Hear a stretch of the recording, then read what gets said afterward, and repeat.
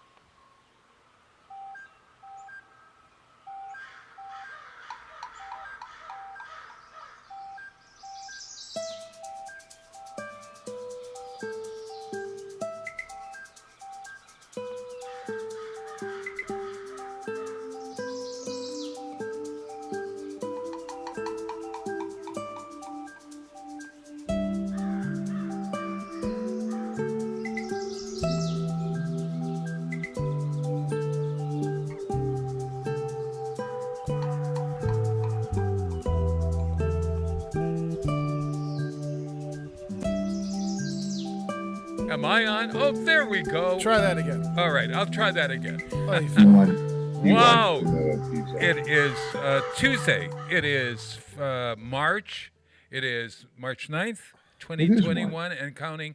And we've got Jay behind his microphone there, hiding.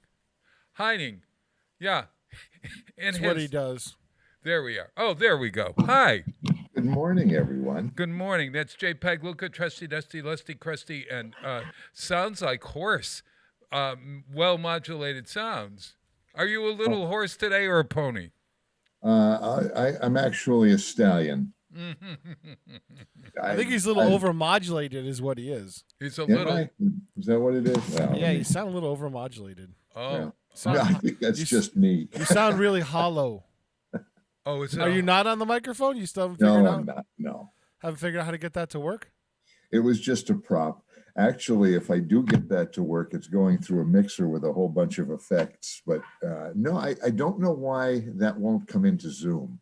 Zoom only seems to work off of the computer audio. So. Oh, really? Do you need some we'll help? have to deal with that for now.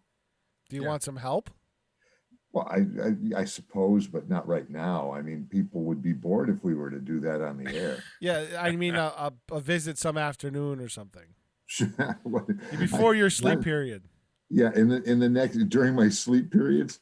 When is that? Before your sleep period? I don't know that I have one lately. About 7 o'clock until about 10 o'clock. Hey, Peter Cole's Kitten of the Keys. Yes.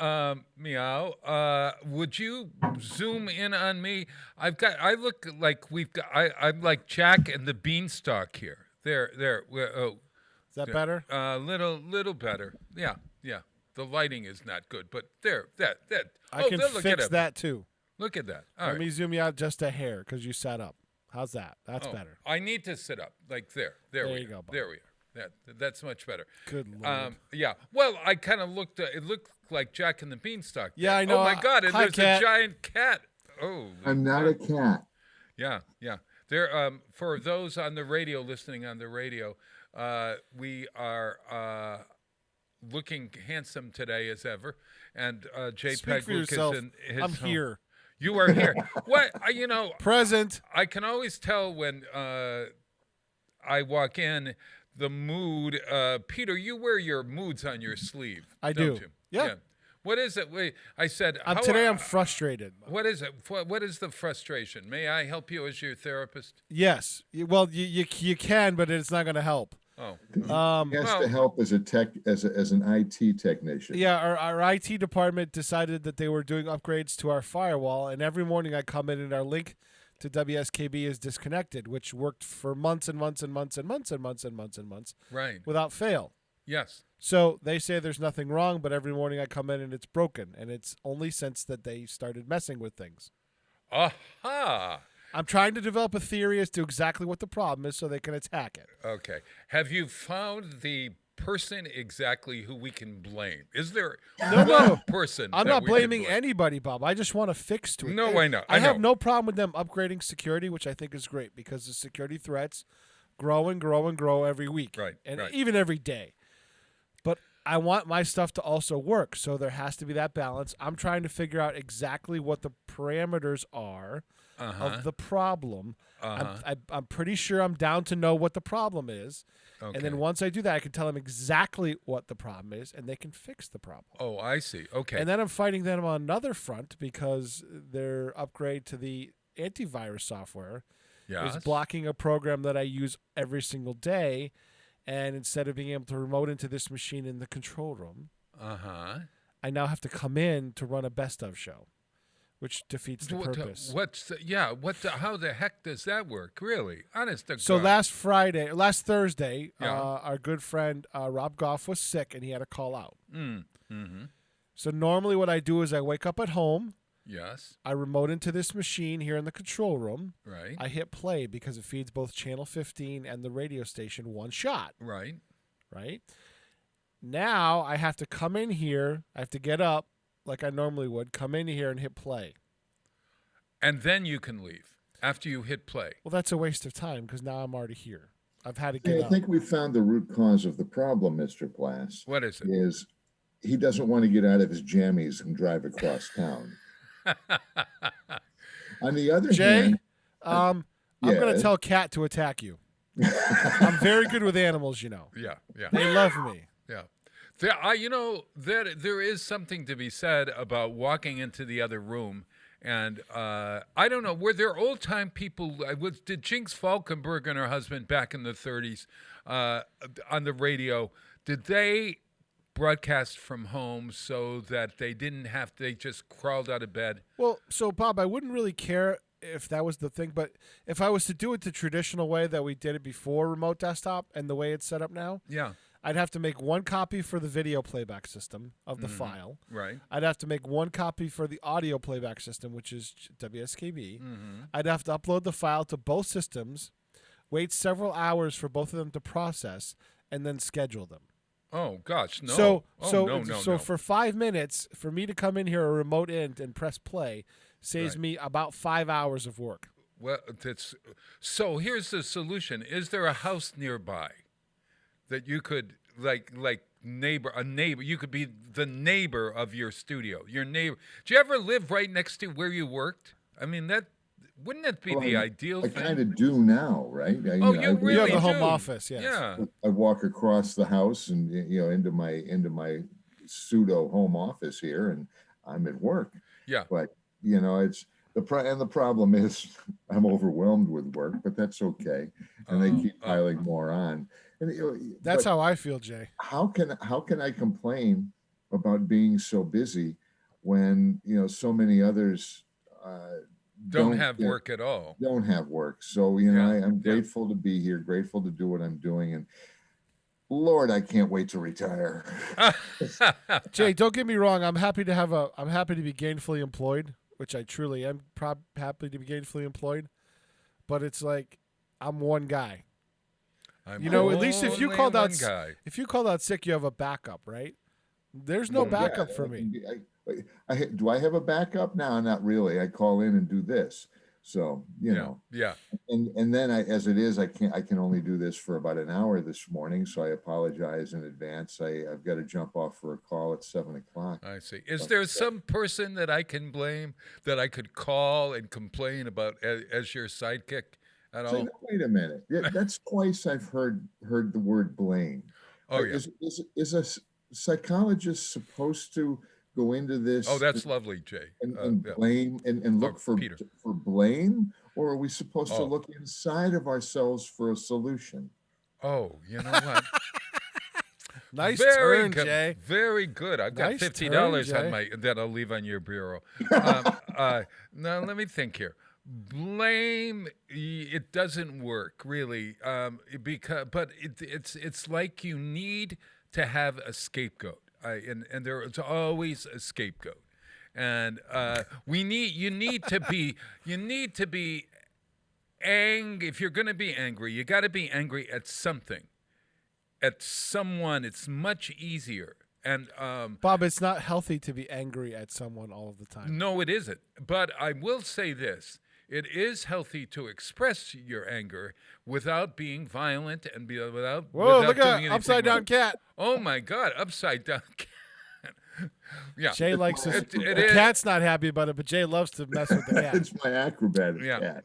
Well, that cat might be angry at you, and if he was angry at you, he'd probably take a paw and he'd probably scratch you, and He's then purring. it'd be over and done with. Yeah, over and done with. He's sitting on my lap and purring. And by the way, we're grateful here at the station, both Pete and I especially, that we have you as our scapegoat, Bob. So we're good.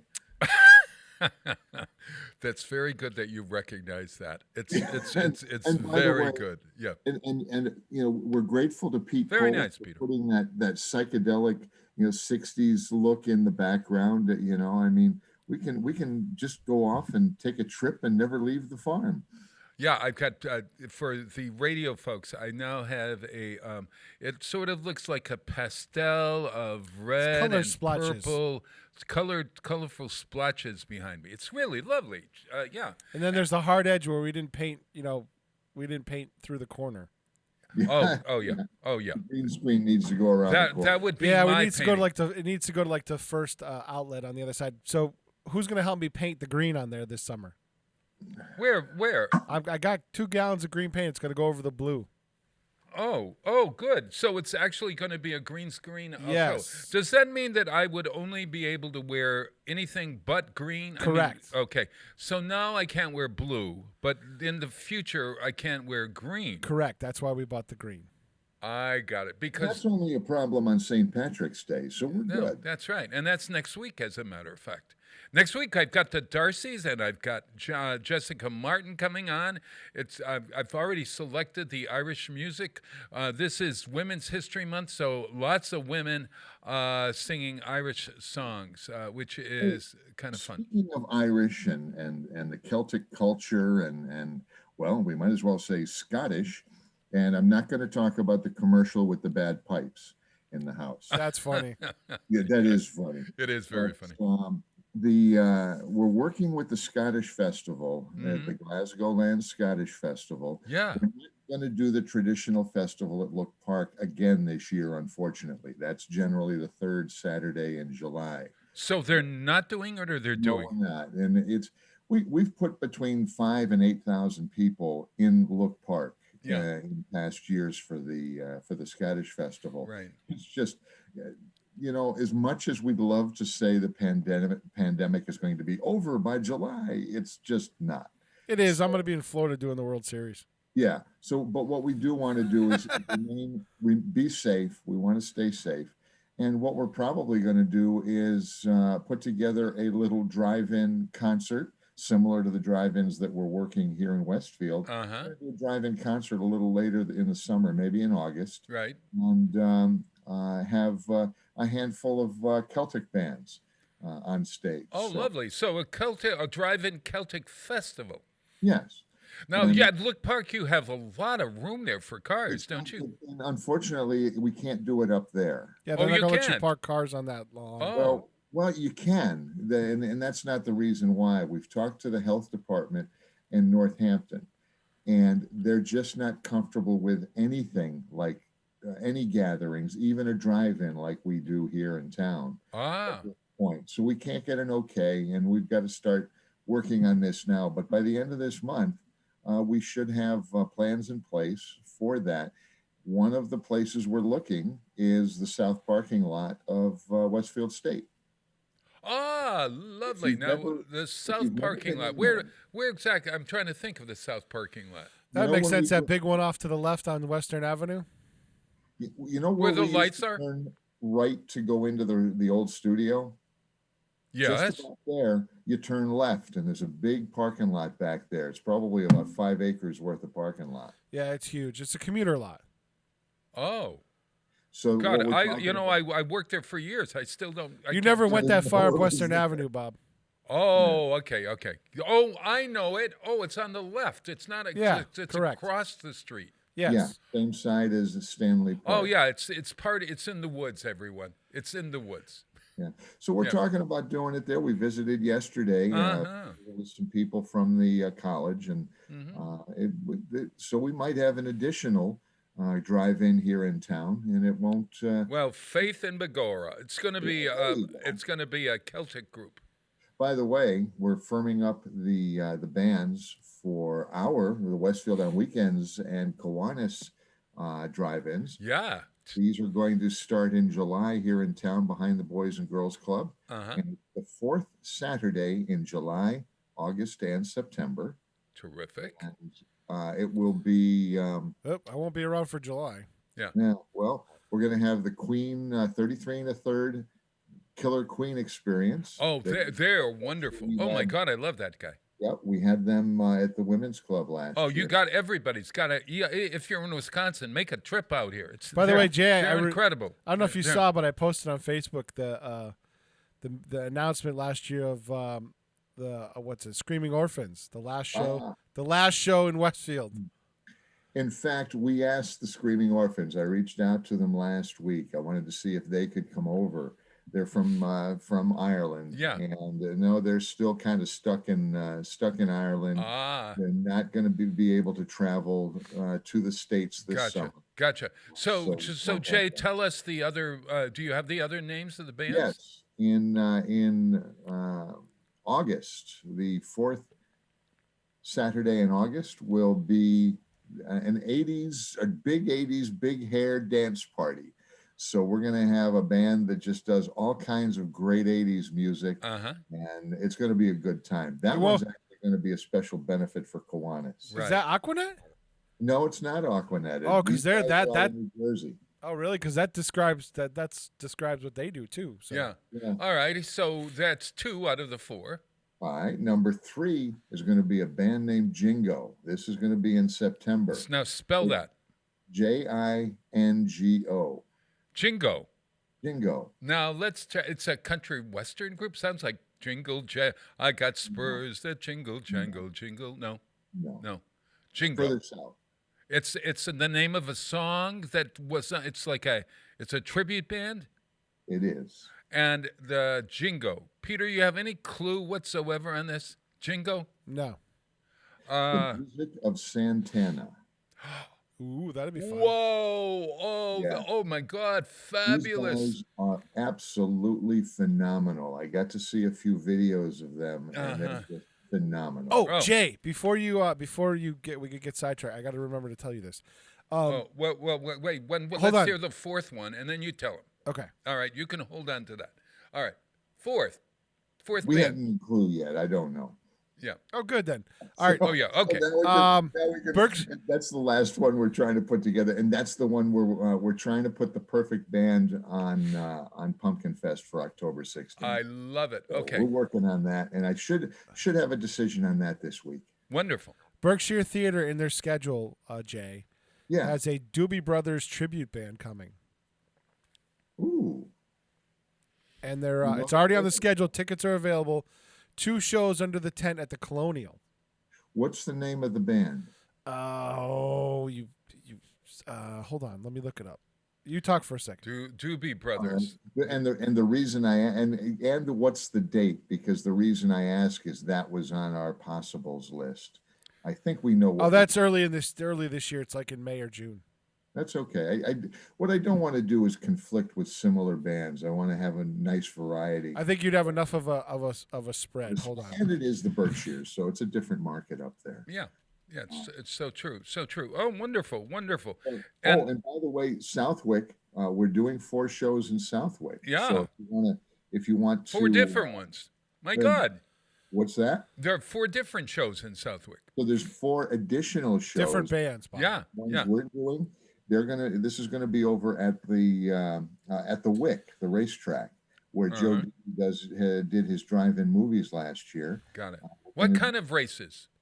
Are they car races? Motocross, Bob. Oh, the motocross track. Oh, I have the name of the band. It's called Taking It to the Streets. Son of a gun. My VP's uncle is the guitar player in that band. Oh. Yeah, so they're going to be at the Colonial May 15th at 5:30 and 8. I already secured tickets for the 8 p.m. show. And Son of I'm a gun. taking Christy and my mom. You'll Terrific. enjoy that. They're a very, And the very, tickets are reasonable for those. They're only $29. Oh, yeah. good. Yeah. Good. So the in Southwick. Southwick, yeah. Southwick. By the way, the Westfield shows, with the exception of the '80s show, which will be a benefit for Kiwanis, the rest of those shows are all benefits for Westfield on weekends. Westfield So, on Weekends. we, WestfieldOnWeekends.com is where you'll Yeah. find all the information. Yeah, as And we get it. then the Southwick Civic Fund, which is a great organization that helps Southwick do their parades, their fireworks displays, a lot of the great things that happen around Southwick. That's what the Civic Fund raises funds for. Yeah. And we're going to have our first show in May 14th. We're doing these on the second Friday of each month in May, June, July, and August. Right. And we're going to fire this concert up with Roomful of Blues. Roomful has not been here in Western Mass, and I can't remember. Well, how we long. had them. They were actually on our stage at Music Fest maybe 7-8 years ago. Oh, it was longer than that. Was it? Oh, wow. Yeah. I I think we had them and- twice, as a matter of fact. Yeah, they were some of the early concerts we had here. Yeah. In the early Westfield on Weekends days. Yeah. But it's been more than 10 years, and we're pleased to have them back. In June 10th, I believe it is, the second Friday, is going to be Beatlemania again. So we're going to have the Beatles here. Beatles and forever. These guys do the show. This is, in fact, one of the members is of the original stage show on Broadway. Ah, lovely. So he's Great. What are the two others? With costume changes and just take you right back to the original Beatles.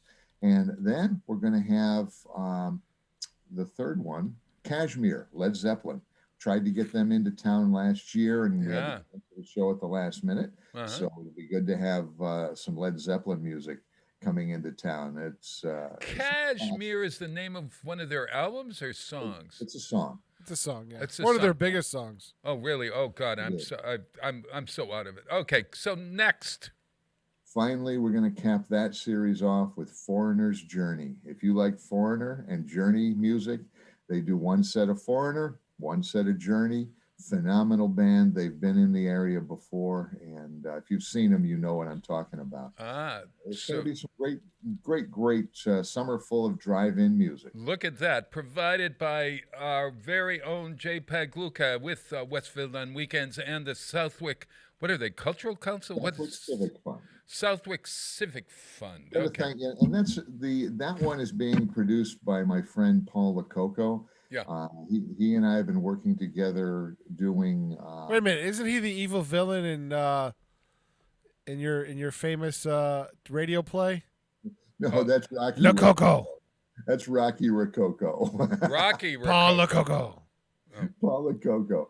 Rocky Rococo. Yes. No. Paul and I have been working together for over 10 years, raising money for music departments in high schools all over the Northeast. Got it. We brought the original Beatlemania to Westfield. We've had Tuscan here, Eaglemania. Yeah, we've done a lot of great stuff for high school bands. When you go looking for a band, do you keep it within the region, or do you go outside, like to a Florida band, or because throughout the country there are all these great, I was going to call them imposter bands. What do you call them? Tribute bands. The Great Imposters. That must be one of the bands, probably. Huh? It probably They do all the numbers. They do. Yeah. The Imposters. Yeah. It sounds like a 50s band. Yeah. Well, No. you'd have the tribute band. What would the tribute band for the Pretenders be called? Yeah, good. That's good. The Real Thing. The Real Thing. Yeah, I like that. The Pretenders. Under the Boardwalk? No. That The was Boardwalk. Isn't that the Pretenders? No. The big Pretenders is Chrissy Hind, Bob. Oh, I have no idea what that is. What is that? That's a singer. Oh, that's a singer. Oh, okay. Yeah. All right. play some Pretenders. But to answer your question, where do we get the bands from? Yeah. We work with a handful of agents around the Northeast. These are people, the agents that we've worked with for many, many years. Right. These bands are top of the line. They come from Boston, New York, New Jersey, Pennsylvania, but they come from around the Northeast mostly. They're usually within a day's drive, but we'll put them up in a hotel for the night after the show. We drive in the morning, do the show, and then crash nearby. So these are bands that are either known or have been tested. It's not like Bob's brother's got a band. These are really professional, you know. Well, yeah, what the industry calls high-end bands. They're all professional musicians. Yeah. Some of them are feel like they're museums, but yeah. Some of them are part-timers too, because we had the really good U2 tribute band that some of the members are local and some are from as far away as New Jersey. Well, the problem with let's face it, if you're a musician, especially at this time of year, you have to have something else to do. I mean, even in New York City, I think there are people who work. Well, think about this, Bob. All the actors and musicians that were waiters, they got double whammied.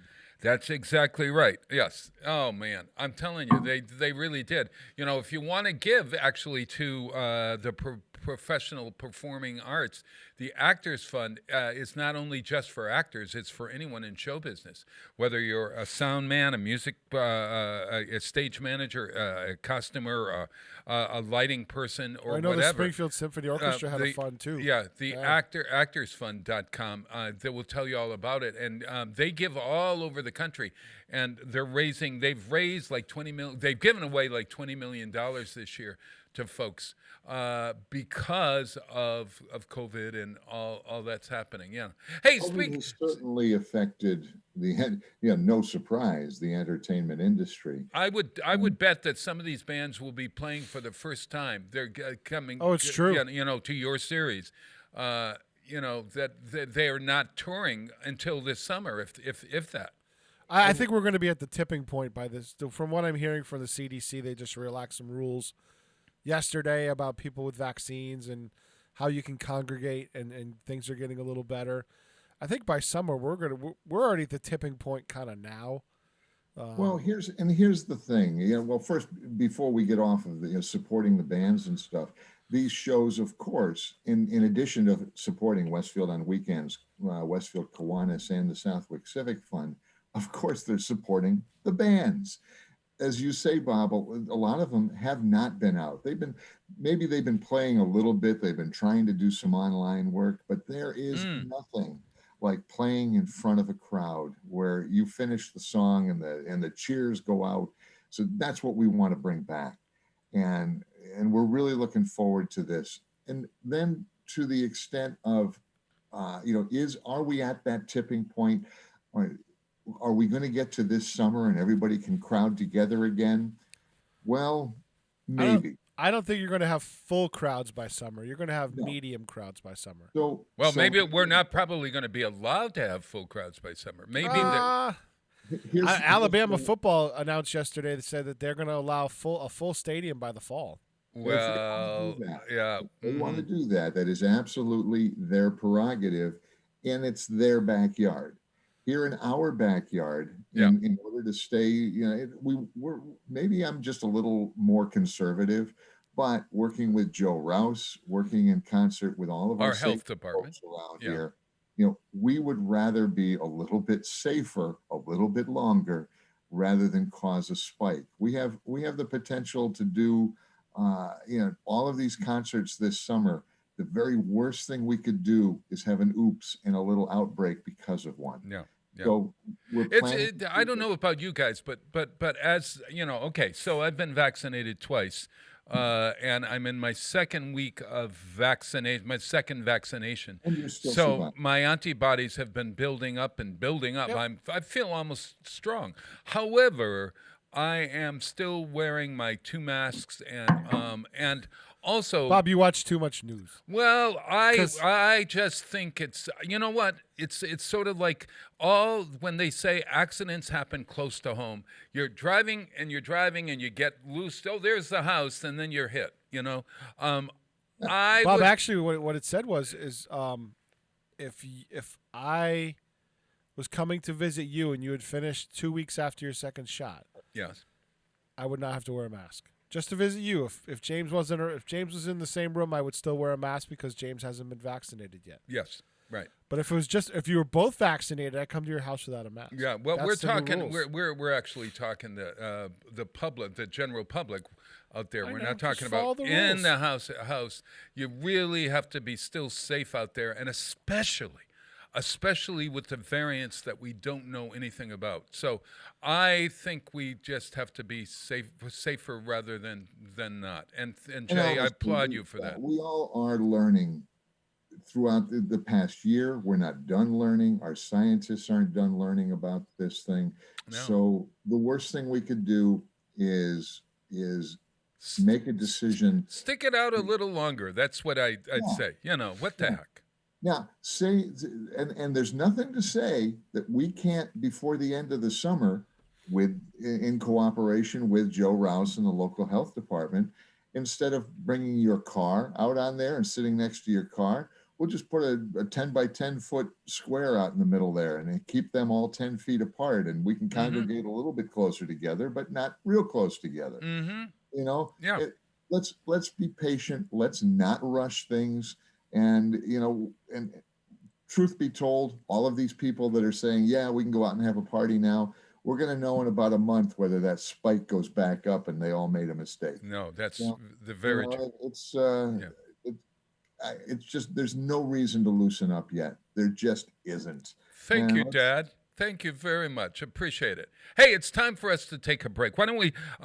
Look, I'm playing all kinds of beautiful women singers today and throughout the month. And I'm watching this Country by Ken Burns. Have you seen that series? You're infatuated with Ken Burns there, Bob. Well, it's documentary time, and you learn by watching documentaries, and that's the country. I like the History Channel. It's the same thing, documentary, and Ken Burns and is a documentarian, a historian, and his jazz was incredible. If you like jazz or you don't know anything about jazz, watch his 10-part documentary series, and his country one, which was his latest, is really an introduction to the idea that we wouldn't have rock and roll, we wouldn't have any of the music that we have today if it weren't for country. And even jazz in the 1940s and 50s or 30s, well, jazz was the popular idiom of the day. And so, at any rate, there are lots of big women in country music, and I think the one that I love is the coal miner's daughter. Who is the coal miner's daughter, Jay? Do you know who is known as the coal miner's daughter? From I know Butcher Holler. Sissy Spacek. Yes, exactly right. Who'd she play? Was it Loretta Lynn? You are exactly right. Loretta Lynn. Loretta Lynn wrote most of her songs, actually. She's a really great singer. And the episode I was reading about last night is she really was the first woman in women's lib to sort of say, hey, I'm not your... you come home a drinking, there'll be no loving, that kind of thing. She was really, instead of the Tammy Wynette version, Stand By Your Man, Loretta Lynn was ready to say, this is who I am and this is what I need. And she's still singing, and this is one of her later songs. Actually, I think it was last year or so. It's called Ain't No Time to Go, and it's worth listening to. Loretta Lynn. Spring is just around the bend. Ain't no time to go, darling. Fields need plowing and the fences mend. Ain't no time to go, darling. Stay with me a little bit longer. Stay with me if you can. Stay with me a little bit longer. Ain't no time to go, darling.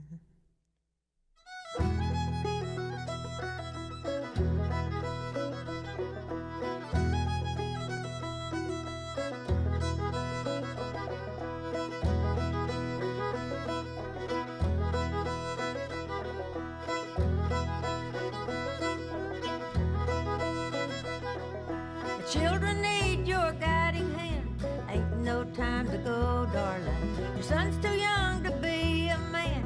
Ain't no time to go, darling. Stay with me a little bit longer. Stay with me if you can. Stay with me a little bit longer. Ain't no time to go, darling.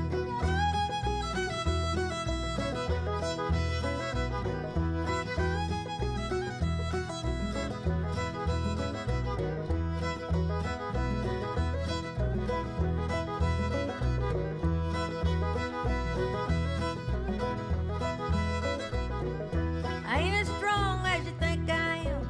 Ain't no time to go, darling. But I'll be doing the best I can. Ain't no time to go, darling. Stay with me a little bit longer. Stay with me if you can. Stay with me a little bit longer. Ain't no time to go, darling.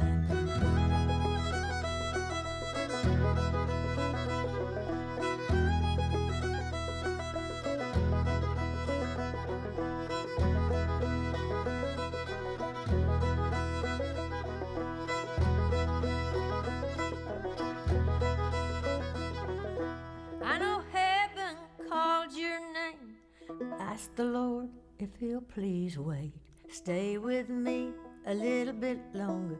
Stay with me if you can. Stay with me a little bit longer. Ain't no time to go, darling. Support for community radio on WSKB provided by Westfield Electroplating. Employing over 140 skilled platers, painters, and technicians, Westfield Electroplating was founded in 1946 and was the first company in the country to achieve National Aerospace and Defense Contractor Program accreditation, proudly maintaining that status for over a decade.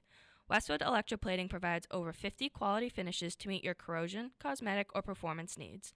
On the web at www.westfieldplating.com or 413-568-3716. Westfield Electroplating, putting the finishing touches on technology. This is Ken Stomsky from Ken's Den on WCPC 15 and 89.5 FM, Tuesdays, 8 to 10. Community Radio. 89.5 WSKB. Live from Studio 120 at Westfield Technical Academy, this is WCPC Channel 15 and 89.5 FM, WSKB Westfield. Wow, it is Tuesday morning. It is March 9th. Where's the year gone? 2021.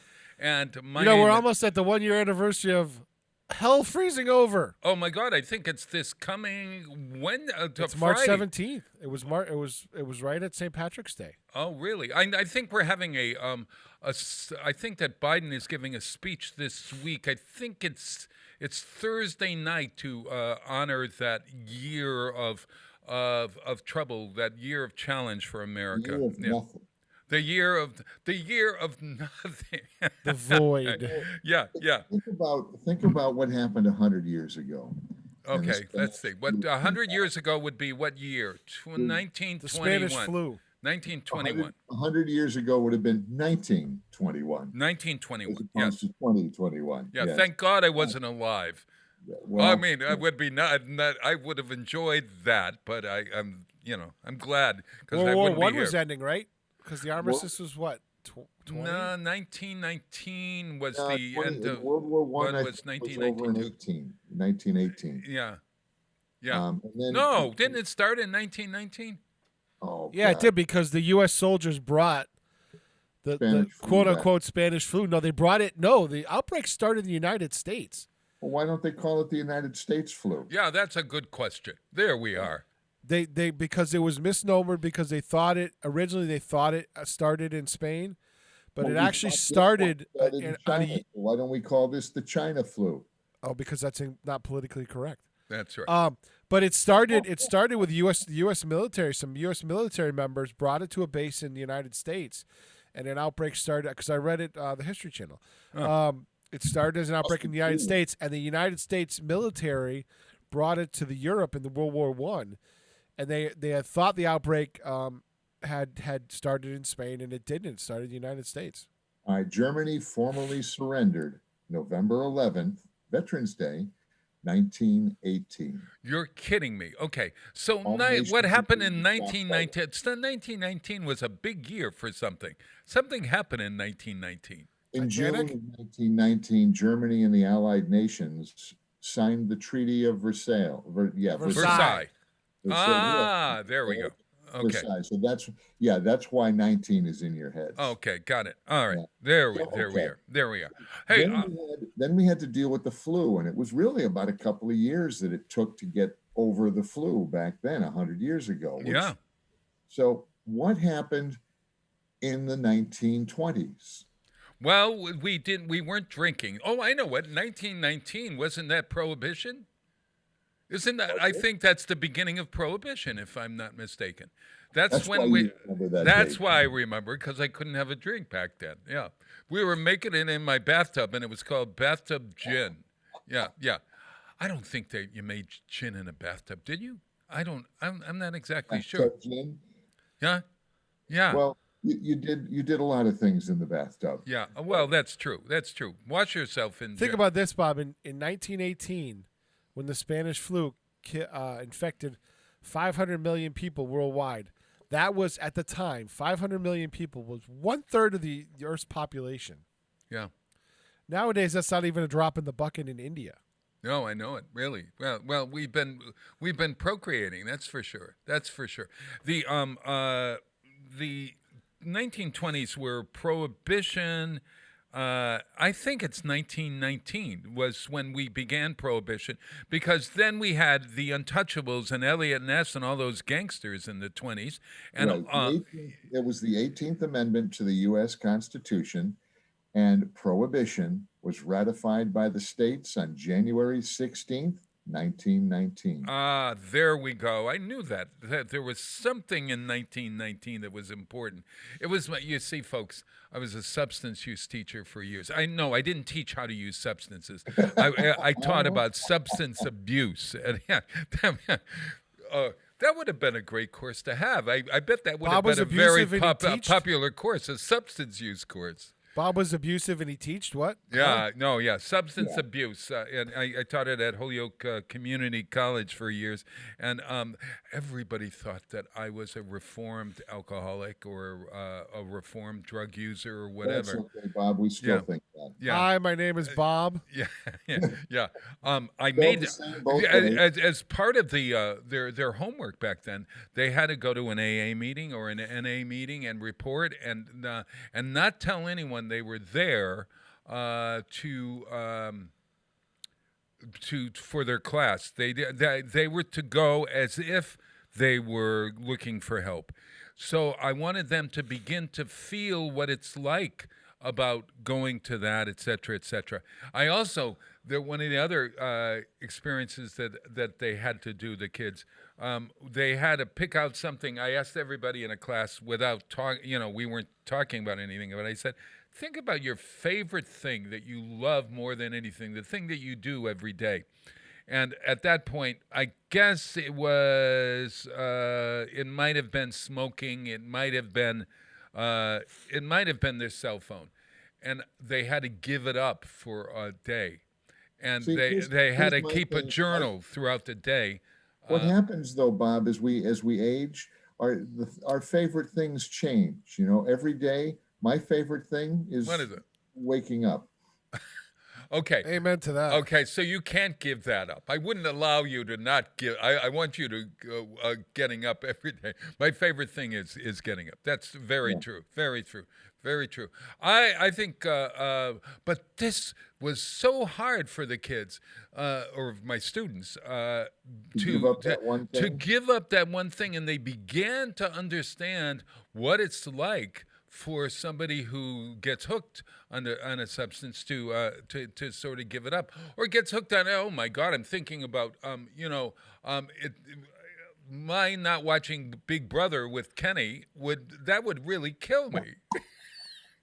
That That sort show of should be canceled. It's horrible. Yeah, the addict in me, the addictive behavior that we all have. Is there anything that you do, Jay, that other than the drugs, alcohol, and good women, that you're addicted to? Actually, I can explain. Yeah. Oh, if he's got to explain, it's bad. Yeah. Go ahead. Well, first of all, the good woman I have is my wife. I have to say she's the one that has kept me sane all these years. Yeah. Thank you, Marion, for that. Yes. The drinks I have are, well, the vices are now coffee and to keep me awake. And the Buying drug equipment. of choice, and this is kind of sad, I think, the drug of choice is Advil. So, and if you think about that, with all of these bands that I work with now and still in the rock and roll business, and all sure. these people I know, they'll We're tell you getting- the same thing. Hey, we're getting too old for this crap, Jay. I drink water and I have Advil in the back room. That's in the green room. That's it. I love it. I love it. The bowl full of M&Ms is Advil, and they're all brown. Uh-huh. So is there anything that you would really feel like if you were going to give it up now? If it's Lent and people are giving up, they give up chocolate and all that sort of something that's difficult to give up. What would you say is your hardest thing to give up now? I don't know. I honestly don't know. I think of all the things that, for how long?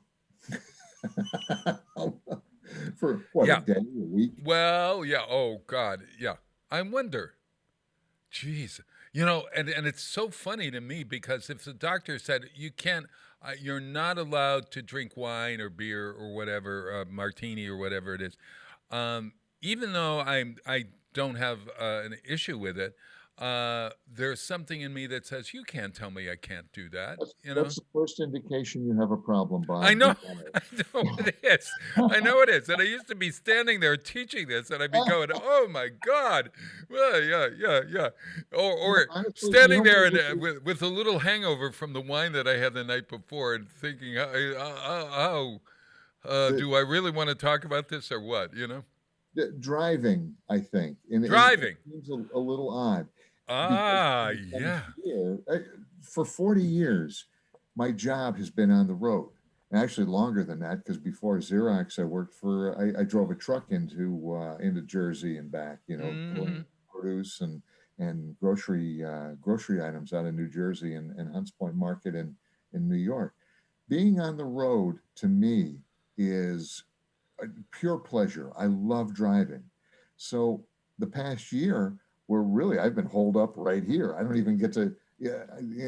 I loved being able to get out and drive over to the studio. I just wasn't able to this morning. Right. But it's been a year of where I generally drive 40,000 miles a year around the Northeast. I don't think I've put 10,000 miles on the car this year. Sure.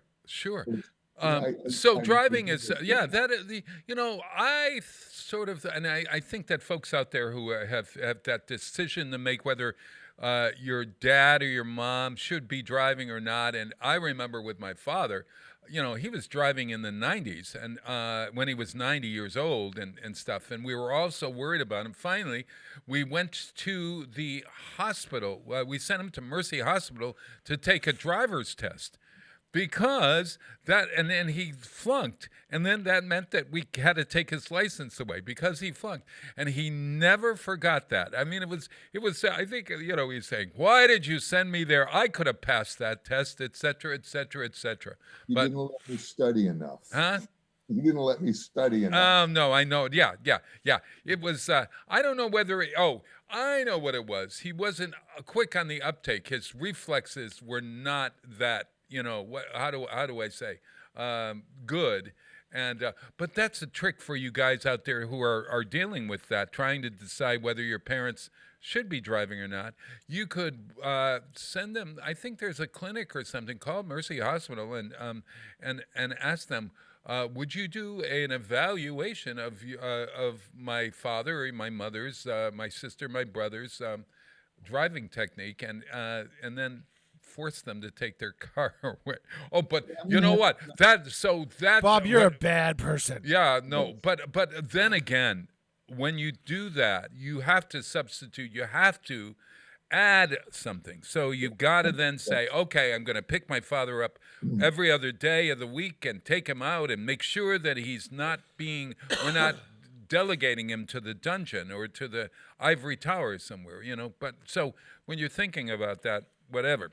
All right. So before you go on, I've got to jump out of here. You're going off. Yeah.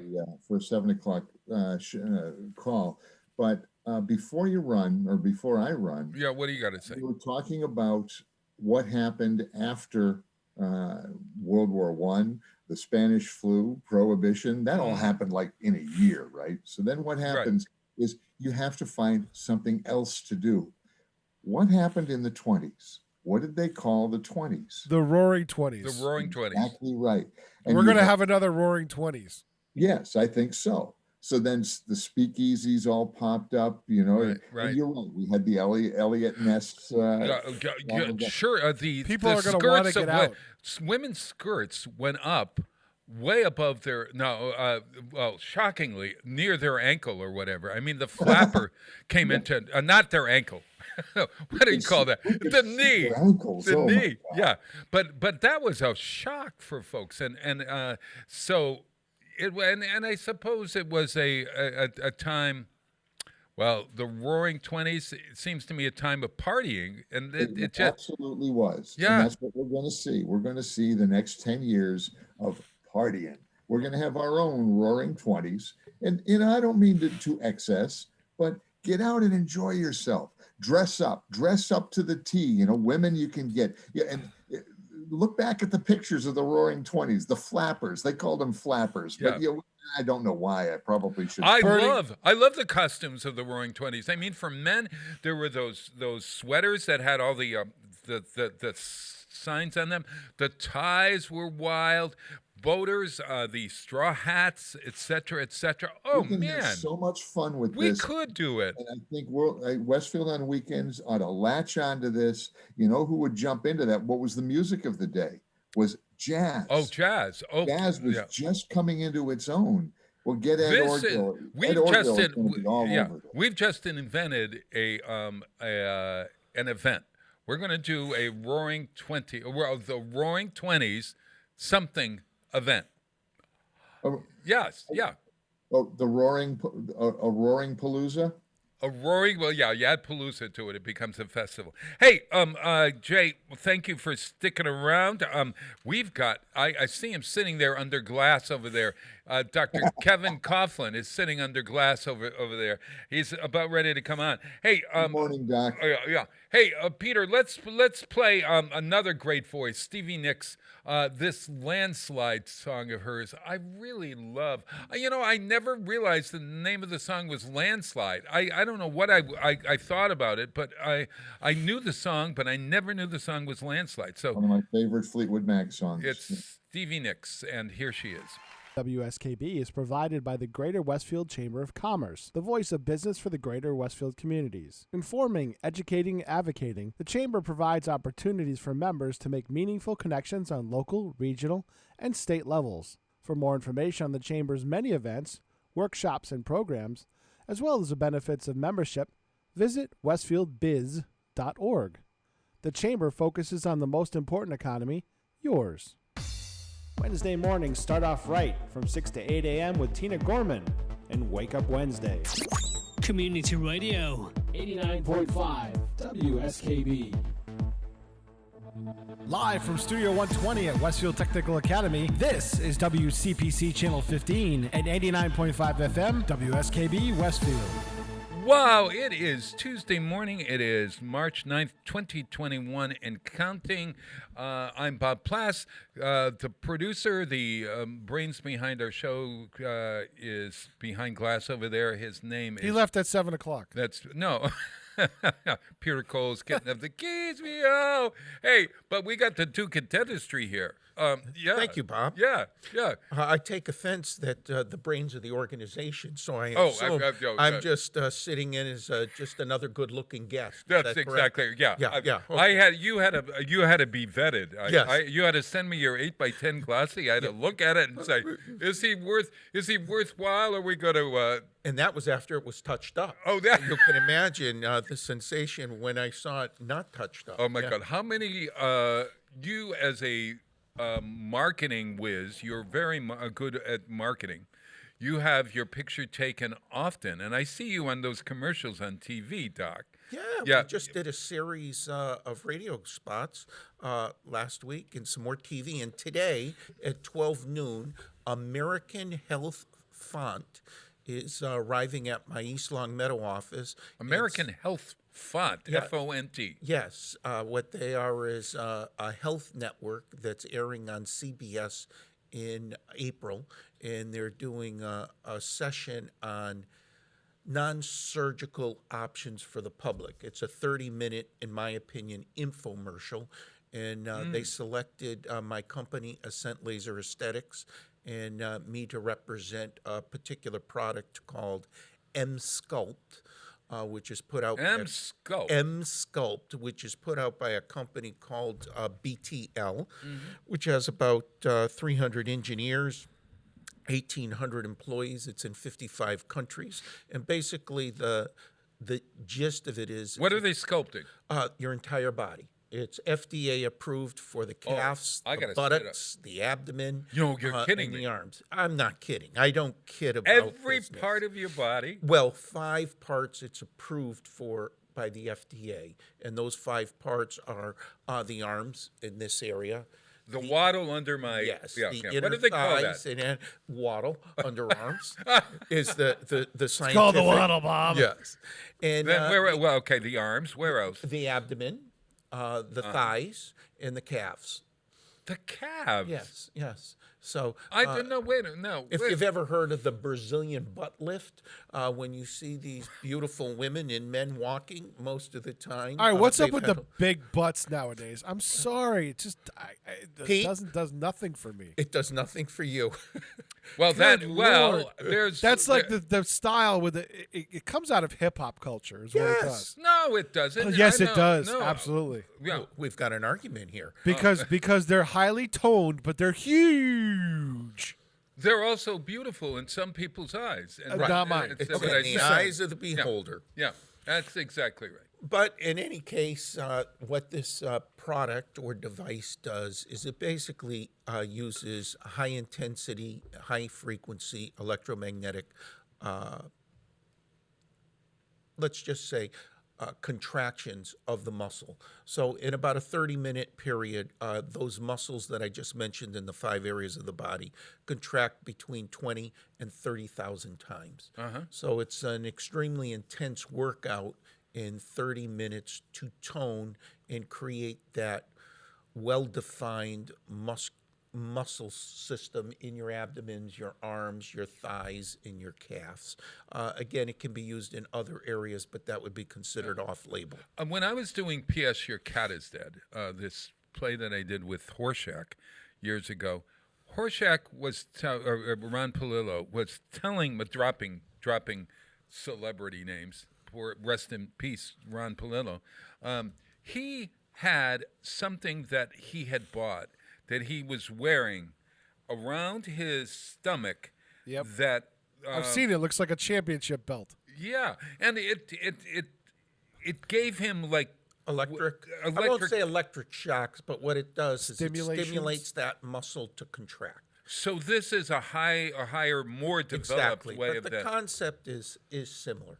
If you remember in the old cartoons decades ago, someone had a strap standing up and it went around and it jiggled them. And the object is to reduce the fat.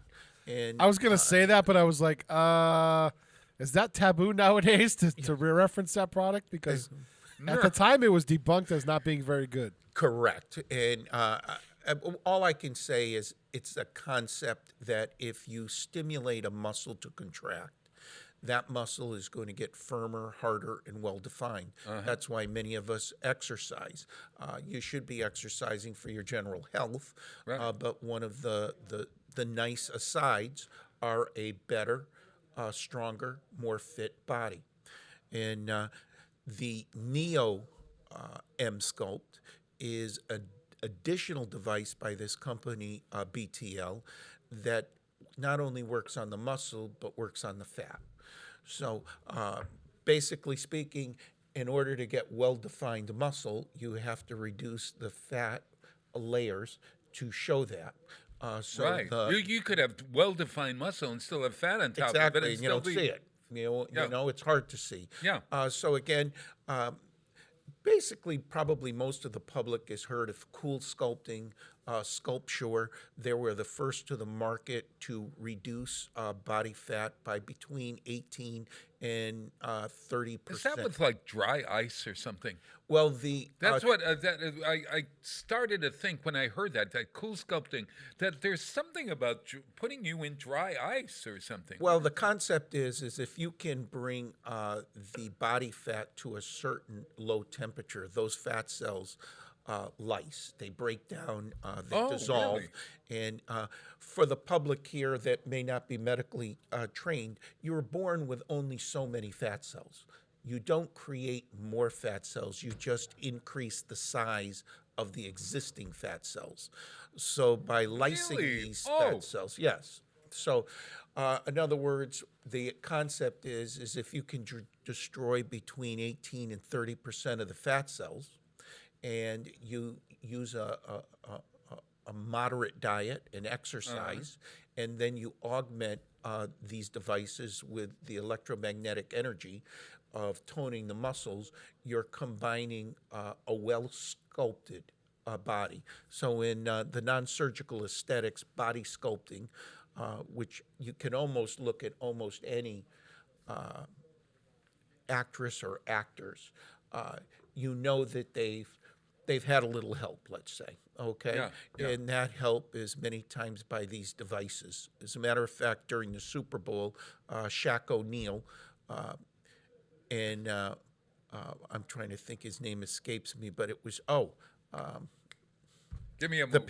the Patriots ex-tight end, Gronkowski. Gronkowski. Oh, my he God, actually- I was about Yeah, to say he that. actually bought the machine for his own personal use. Oh. Okay, and they did a little M-Scope party during the Super Bowl, Really? introducing it to a lot of the celebrities and athletes because, let's face it, if you look good, you generally feel good. If you look and feel good, is this going to take the place of exercise? it shouldn't.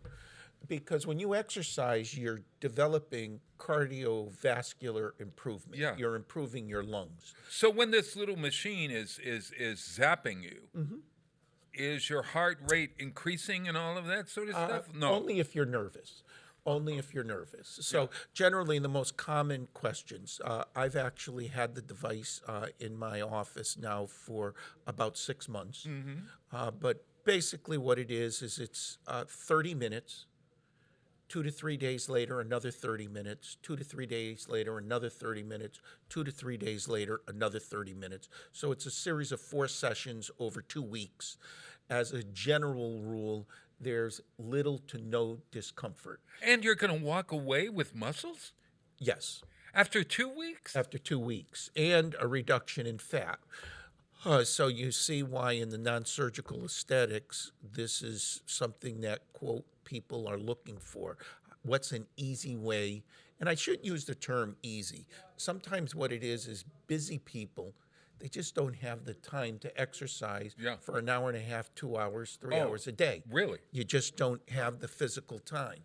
And these devices, in my opinion, you should still continue to exercise just for your mental health. Also, because it does improve your cardiovascular system. Right. But many times people need a jump start, and these sessions are relatively pain-free. They're comfortable, and it's like doing 20,000 to 30,000 sit-ups or crunches. I remember when I went to a chiropractor in New York City, and he would put something on my back that would stimulate my muscle, and it felt as if I was being shocked. Yeah. Well, is that the same feeling that I'm going to get with this? No, you won't feel a shock. You won't feel pain. And that's what separates some of the, quote, better devices from older devices. Yeah. If it's going to hurt you and you're uncomfortable, you're not going to come back. Yeah. And these companies know that. Could you what would it cost to? Well, I try to charge as much as possible, Bob. But I know we're on the radio, and that's probably bad for business. But generally, what these companies And there are several companies on the market Yeah. in the non-surgical, but Yeah. they generally ask you to stay within a specific fee range to stop or prevent fee gouging. So although you can charge whatever you want, as a general rule, figure between $500 and $750 per session. Per session. Per session. So you're looking at a couple of $1,000 Yeah. for the treatment. And when the treatment is And done, insurance isn't going to pay for this. no. Okay. Okay. Yeah. Not that I'm aware of. Yeah. I suppose if there was some significant medical issues, but most of cosmetics is elective and non-insurance based, which makes it attractive to Sure. dermatologists, plastic surgeons, physicians, dentists. Well, and hell, not if I were going to my high school reunion and I wanted to look really good. Bob, you already look great. Okay? That means I'm going to be on next month. Yeah. I've just given myself a shot in the arm. Yeah. Well, I wear my my little stomach is I still got that stomach, Doc. The key is to feel good about yourself, regardless of how you look. Well, that's And these devices are out here for those people that are trying to improve their outward appearance. But I always say to them, our goal is to improve your outward appearance. Your goal is to improve how you feel inside. No matter how good you look outside, if you're not feeling good about your inside, you still got a lot of work to do. yeah. So these devices at Ascent Laser Aesthetics, they're terrific. But you know what we want to talk about today? Dental assistant. This is the Dental Assistant Week. Am I correct on that? It's National Dental Assistants Recognition Week. Let's get the name right. Yes, yes. I apologize Yeah, no, to that's the all right. audience for that. Yeah. Okay. It's known as DAR Week, which is Daughters of the American Revolution as well. No, yeah. Which Do you have any which I'm not comfortable talking about, but if you give me a few minutes, I'll come up with something. But I do want to say that after 38 years of being a general dentist, and I say this with all sincerity, the dental assistants probably work the hardest, need to know the most, and are probably some of the most talented people in the healthcare field. I don't think they ever get the recognition they need. And I can tell you with technology today, they have to be IT, they have to be very adept at medicine. The things that they're doing with the materials and the dental techniques today are just extraordinary. They're drawing blood, they're doing post-op exams, they're treatment planning. In my opinion, they're as well trained as physician assistants. And a lot has to What depend. do you got to tell us then the difference? Because I was thinking like a physician assistant. Is this the dental assistant is not the person who cleans my teeth? No. In a Who are dental, they? In a dental office, exactly. That's why they're having The national recognition week. Yes, we're here to explain. Yeah. So someone who does a hygiene appointment or cleans your teeth is a dental hygienist. Okay. And a dental hygienist usually will go to school for between 2 and 4 years. And in some cases, they can go on for either additional training. But basically, their focus is on the health of the oral cavity, making sure that the tissues, the teeth, and the bone that support the teeth are in a healthy state. And in a typical dental office, it's a dental hygienist in the state of Massachusetts that has to clean your teeth. That's what they're licensed for. And they're considered a dental hygienist, and their training is in that specific area of dental health. A dental assistant is a support person, not only for the dental hygienist, but mostly for the dentist. And very similar to a physician assistant. Are they the people that come in and lay out the surgical They do the tools? infection control. They maintain the supplies, the inventory. They provide temporary restorations, temporaries for your crowns and bridges. Many times they'll be doing the insertion of dental implants, home care instructions, follow-up appointments, prescriptions. I mean, the list is enormous. And today with technology, the designing of bridges, the designing of crowns, Right. the designing of implants, these are all computer aided or computer designed techniques. Right. Many times it's that dental assistant that's been trained that are doing these laboratory procedures and chairside procedures. And again, what's the training for a dental assistant? it can go anywhere from 6 months to 2 years. And my personal opinion is a contemporary dental assistant needs significantly more training than that. Years ago, when I first started, a dental assistant primarily protected the cheeks, the tongue, and did chairside assisting. And in some offices, that may still be the case. In some of your more contemporary offices, these men and women, the things that they do day to day are really phenomenal. They're incredibly well trained. They're very bright. And unfortunately, they don't get the recognition. My God, I always say, when here I'm clicking dental assistant. Oh, that's the woman that's Sarah who does my cleaning. Correct. My teeth So again, that would be a dental hygienist at this point. we don't have a dental hygienist recognition week, apparently. Yes, you do. Oh, you do? Oh, you do. Oh, Yes. God. Oh, and I'll be back for that show. Okay, whether you want me or not. But really, unfortunately, they really don't get the recognition. Yeah. And there's really no need for that to occur. But obviously, dentists aren't on radio or TV, and in many cases, the people out there listening just don't get an opportunity to understand what that dental assistant is doing. But during this COVID, more dentists went bankrupt than in the history of the profession. And many times the reason those dentists were out of business, not just because of COVID, but they didn't have that support team. And if those dental assistants didn't show up for work, I'd be out of business. Wow. That's how important they are to my office, and I believe to almost every dental office. How many in an office? Let's say a regular. How many women I think, or men? There are men as well. Oh, yeah, but absolutely. immediately you think of dental assistant. I think this is a woman's and in this job. day and age, extremely chauvinistic of It's you. I mean, totally off. you owe an apology to the entire population All out right, there, but I I accept your apology. Yeah, thank but yes, you're seeing more and more men go into the field of dental hygiene and the field of dental assisting. Those clinical assistants, when I first started 38 years ago, I don't know if I ever saw a male hygienist or a male dental assistant. I have never in my entire life. Today, it's a big career. Their incomes can range anywhere from around $50,000 to $80,000 a year. And some of the advantages are, in most cases, they're not on call on the weekend. Yes.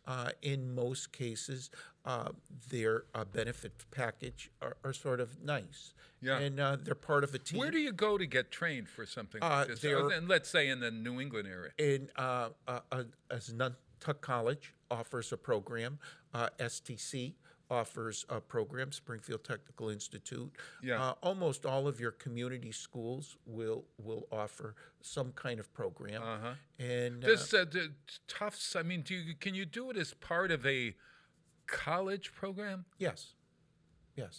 And a lot of the training at this point, in my opinion, and I don't have statistics to bear this out, it's just my own just evaluation, is the military. Yeah. A lot of people have gone into the National Guard, they've gone into the Army, the Navy, the Air Force, and they've got their dental assistant degree and training through the military. And I know in my own office, your question was how many dental assistants? Yeah. I typically work with 3.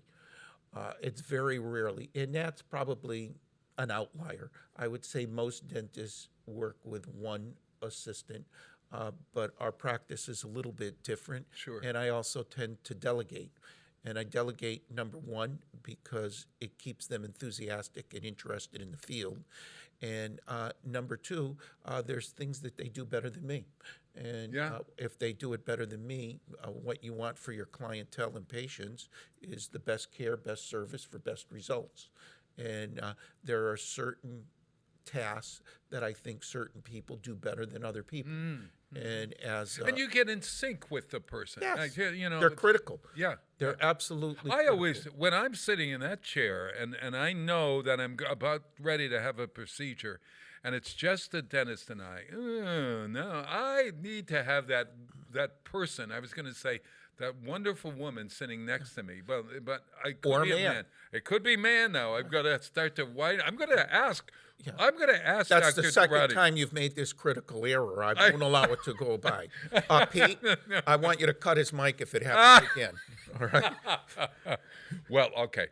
I am going to I'm going to ask at Montgomery Dental where I go. Yes. I'm going to ask Dr. Tarani, is there a man in this office that is a dental assistant? And if there isn't, I want representation. Yes. And I'm going to apply for the job. Yes. Dr. Coughlin, I have a better solution. Every time he does it, we'll just do. Okay. I can live with that, Pete. Also, it'll be the Kevin Coughlin show. It was either that. It was either that, or I do this. Yeah, well. Ooh. Yeah, no, I like the first one. Yeah. Yeah, we'll go with the first. Hey, let's take a break. You ever heard of, I'm playing women's have. history. Very knowledgeable. Yeah, about really. it. Yes. Women's History Month. This is Dental Assistants Recognition Week, and this is also Women's History Month. So I'm playing throughout the month of March. I'm playing lots of great women, female singers, musicians, etc., etc. And one of the fabulous voices, she died much, much too young, was a singer by the name of Susanna McCorkle. Does that name ring a bell? It does not. Well, check her out because she has a distinctive style of singing that is, well, let me put it this way. She's so clear and there is something about her that I just love, and I'm so sorry she's no longer around. She died very, very young, tragically, and you can read the story about Susanna McCorkle at Google. But she is worthwhile remembering, and because I play this song every March, it's my favorite. It's one of my favorite all-time songs, called "The Waters of March." Have you ever heard "The Waters of March"? I have not. I probably have and don't recognize the title. No, that's exactly right. And it's actually a Portuguese song written by Antonio Carlos Jobim. And in Rio in March, they have floods from the mountains, and the floods bring down all kinds of things. And this is the ultimate list song. You know what a list song is?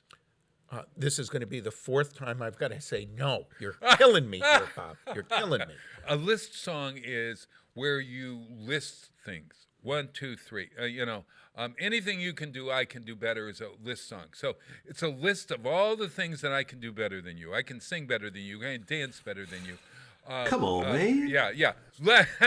Let's do it. You know that song by Birds do it, bees do it, even educated fleas do it. Let's do it. Let's fall in love. Hey, Bob. Beans. Yeah. Let's get to the song. No, wait a minute. He's educating me, Pete. Yeah. This is education in progress. So that is a list song.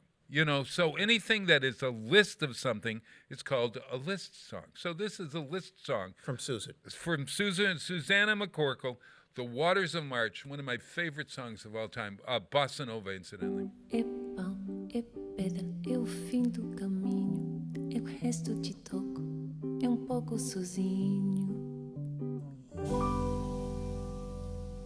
A stick, a stone, it's the end of the road. It's feeling alone, it's the weight of your load. It's a sliver of glass, it's life, it's the sun. It's night, it's death, it's a knife, it's a gun. A flower that blooms, a fox in the brush, a knot in the wood, the song of a thrush. The mystery of life, the steps in the hall, the sound of the wind and the waterfall. It's the moon floating free, it's the curve of the slope. It's an ant, it's a bee, it's a reason for hope. And the riverbank sings of the waters of March. It's the promise of spring, it's the joy in your heart.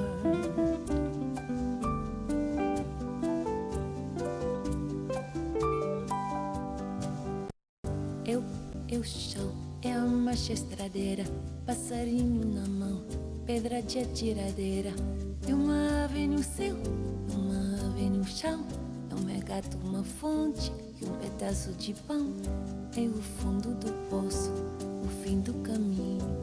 No rosto desgosto, um pouco sozinho. A spear, a spike, a stake, a nail. It's a drip, it's a drop, it's the end of the tale.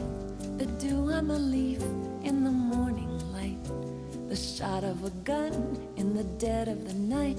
A mile, a must, a thrust, a bump. It's the will to survive. It's a jolt, it's a jump. A blueprint of a house, a body in bed. Car stuck in the mud.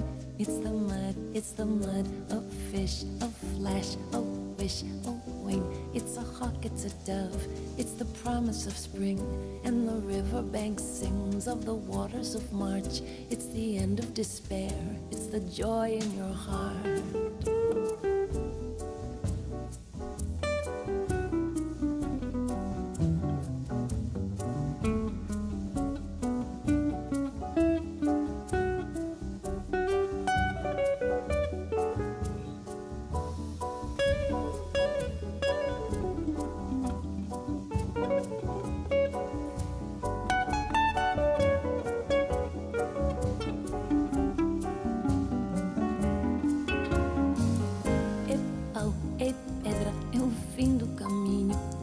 Resto de toco, é um pouco sozinho, é uma cobra e um pau, é João e José, é um espinho na mão, é um corte no pé, são as águas de março fechando o verão e a promessa de vida no teu coração.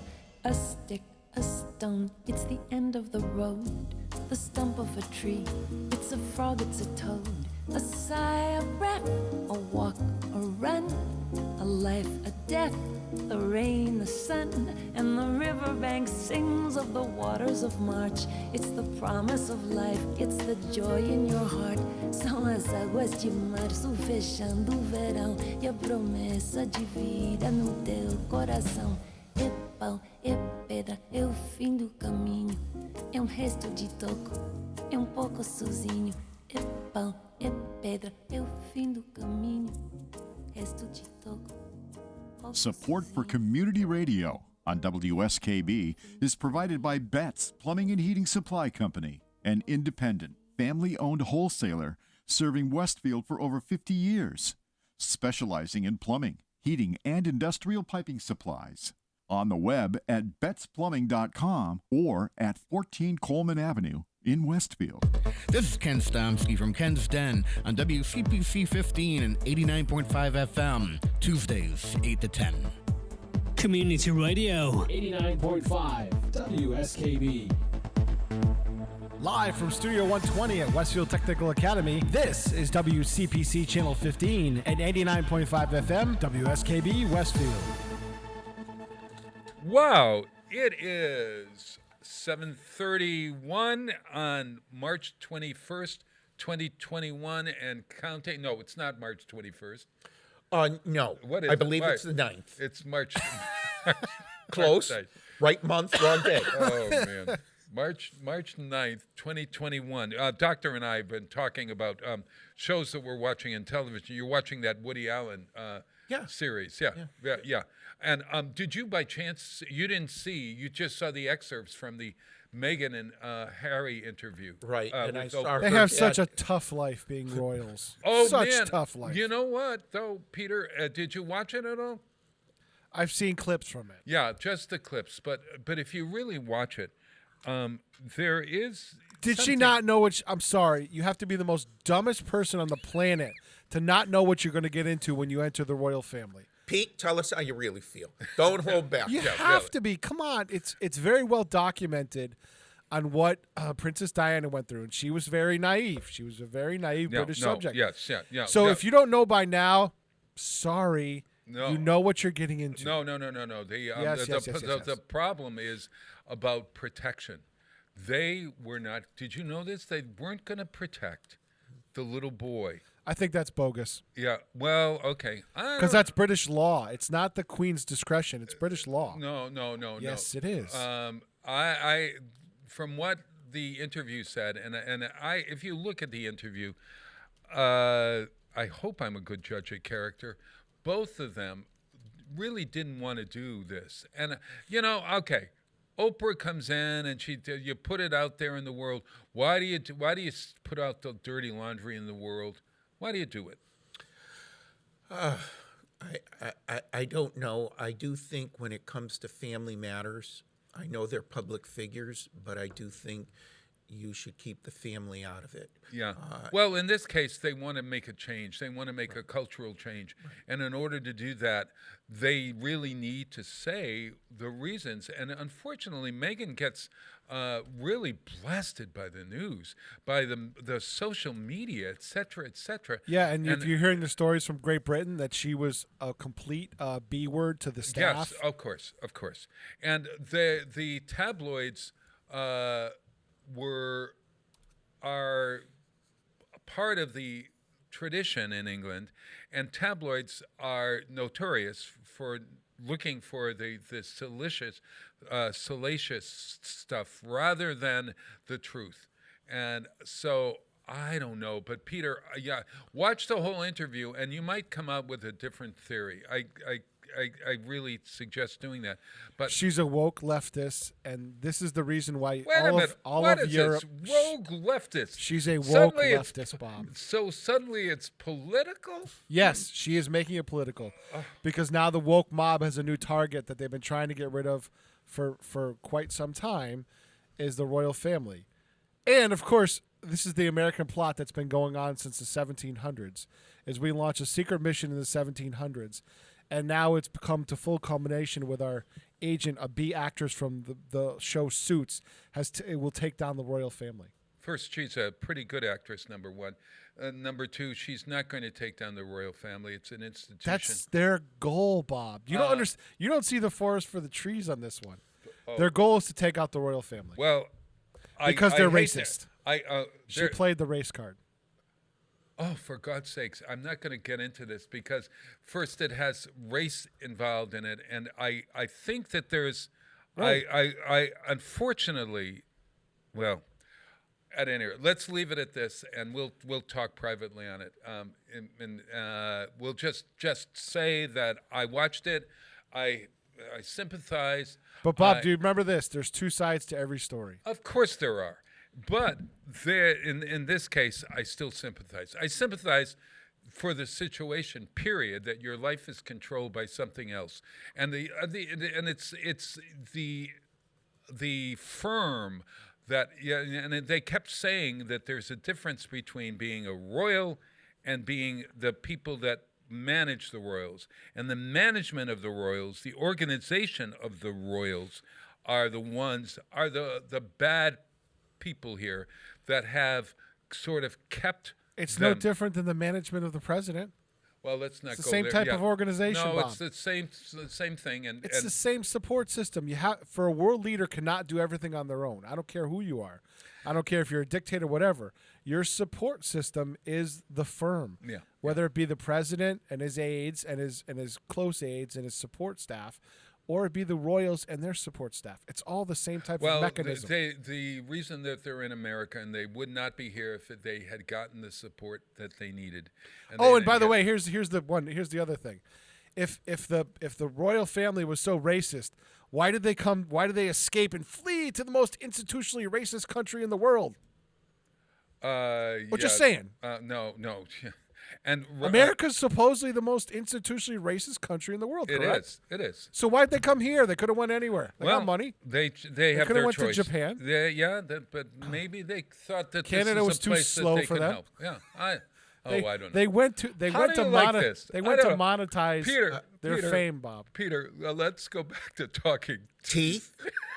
And the viewership just went down 90%. Holy mother, I had no idea we were going there. Well, I think all conversation is good. Oh, yeah. And the two of you bantering back and forth, in my opinion, is good. You both respected each other's opinion. I find you're both both incredibly wrong, and I'm right. but then again, I said nothing, so I can take the high road. Which is, well, then maybe that is the high road. But the key is you both have your opinions. You voice those opinions, and there's usually, in my experience, not an absolute right or an absolute wrong. In general, there's something that falls somewhat in the middle.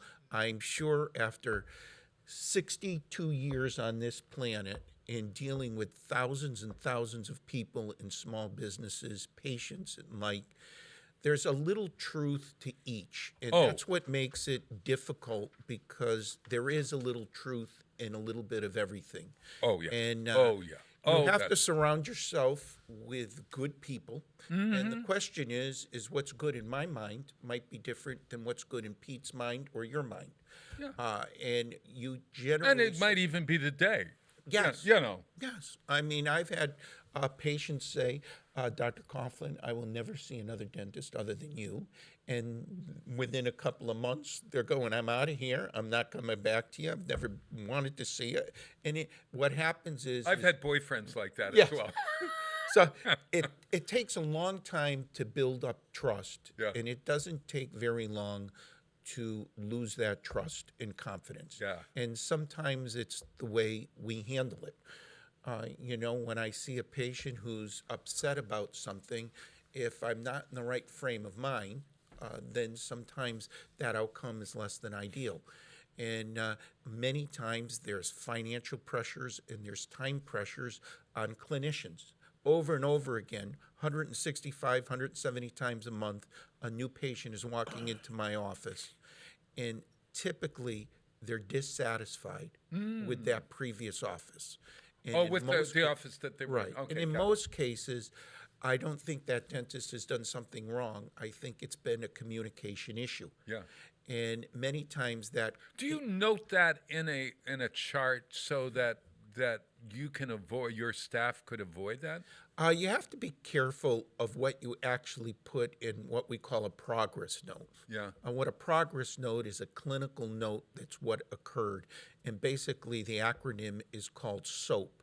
You put down the subjective, which is the S, objective, which is the O, A is the assessment, and P is the procedure.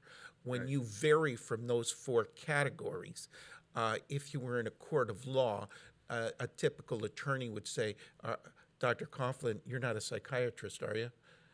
So you have to be careful of your opinions and how you word it. There are other places in the computer systems where you can put personal information. But for example, if Mr. and Mrs. Smith said, I thought your fees were too high, that's not appropriate thing to put in a progress note or a clinical note. Got it. You're not going to write difficult. Is there, how do you do that? I mean, like, difficult. I use big, bold words. No, but in any case, I think ultimately, my own personal experience is, when you have a group practice like I do, I just find that some people will do better with one clinician over another. And most of the time, I believe that has to do with personality. That client or patient just feels more comfortable with another clinician. And as a good clinician, you have to sense that and say, I think Mr. and Mrs. Smith, why don't you see one of my colleagues? I think they're better adept at treating this particular problem. It doesn't necessarily mean the training is better, the understanding of the problem is better. It's many times, in my eyes, the personality is more suited. And there's a little bit of an art to that. Obviously, if you have a solo practice, you don't have that luxury. So you try your best to accommodate Mr. and Mrs. Smith. But when you have a group practice, to me, it's a little easier to suggest another colleague. They can stay within the practice, but for a variety of reasons, personalities are less likely to clash. And, you find one patient, I sort of group them into three broad categories. Oh, good. We want to hear this. So one group is more like myself. They tremendous time constraints. They don't have a lot of time for fluff. They want their problem diagnosed and treated, and if you can do it in one day and one appointment, it saves them time and money and get the job done. Got it. And they're not interested in hearing about my kids, my wife. In or and my out. In and out. Then you get the other person who really wants that touchy-feely. They want to know that their healthcare provider is caring for them. They want to know all the different options. They want to know the cost of those options, the risks, the benefits, and alternatives. Yeah. It could take an hour before you actually start the treatment. And Holy they're God. more interested in the process Yeah. than the results, in my personal opinion. Uh-huh. And that's the second group of clients Okay. or patients. Picky. Yeah, and not necessarily in a negative way. No. Their personality Concerned. is interested, in my eyes, more about the process. Yeah, got it. Could you explain to me how you're going to do this? Could you now show me how you're Yeah. going to do this? Then the third, I think I probably fit into this category. Yeah, go guys. ahead then. Let's describe it. Okay, it's the person. Yeah, this is you go to the dentist. You're there. He is your colleague and your friend, and you're going to joke. Let's talk about anything but the dental procedure for a while. And then when we get into it, and I say, I'm finally going to open my mouth for you, that will keep me shut up about everything else, et cetera, et cetera, et cetera. Yeah, it's a coping mechanism because deep down, very few people are comfortable about having a dental procedure done. Yeah. What do you? So did I describe the person? Yes. Yeah. Yes. Yeah. That third group, and all of it, in my eyes, is Big how talkers. the practitioner handles each individual. Yeah. So if you came to me and I said, Bob, you're going to have this done, doom, doom, doom, you probably wouldn't return because you're missing out on what you're looking I need to for. know who you are as a person. Correct. A little bit, and make you laugh or Yes. whatever. Yeah. Yep. Yeah. And in today's day and age, sometimes that clinician doesn't have that luxury. Another Mr. or Mrs. Smith is waiting, and unfortunately, there's a financial commitment. If your insurance is reimbursing us $43, Right. and we're going to spend 40 minutes getting to know each other, for most practitioners, that's That- financial suicide. They Sure. just can't afford. So that's when you have your dental assistant come in. Absolutely. To sort of say, hey, doctor, we've got a patient over here that well, et cetera. For and then you're consultations, for treatment planning, many times they can sit for an hour and a half. Right. And then that dentist will come in and just sort of tie up the loose knots if there's any. Right. We call it I call her the office Nazi that comes in, and I've been going to this dentist for so long, or this office for so long, that they know that we enjoy, or I think the doctor enjoys talking to me, and they will come in and say, "Okay, you guys, it's time to move Break on." it up and move it on. Yeah, that's exactly right. And that's a polite way of saying Mr. and Mrs. Smith is waiting in the other room. That's right. And these things have to be, if you're not on schedule, Yeah. I find perhaps. Oh my God! You got to get me in. I can't be sitting in that waiting room for half an hour, especially with my anxiety. Right. And with COVID, they don't want you sitting in the waiting room at all. To begin with, yeah, it's exactly right. Hey, let's take a break here, and I got to play Bonnie Raitt. Bonnie Raitt. This is the 7:45 song, Peter. That is from Wisconsin. Our great musical director in Wisconsin chose it, and I was telling him that Bonnie Raitt has a Broadway connection. You know the Broadway connection to Bonnie Raitt? I do not. Her father is John Raitt. You know John Raitt? I do not. John Raitt was the star of Carousel and Pajama Game on Broadway. He's very well known to the Broadway community. He died long ago, but he had an incredible voice, and it was Bonnie Raitt's father. And so I think that Broadway sort of learning how to sing, et cetera, was very important. And hearing all kinds of music for Bonnie Raitt.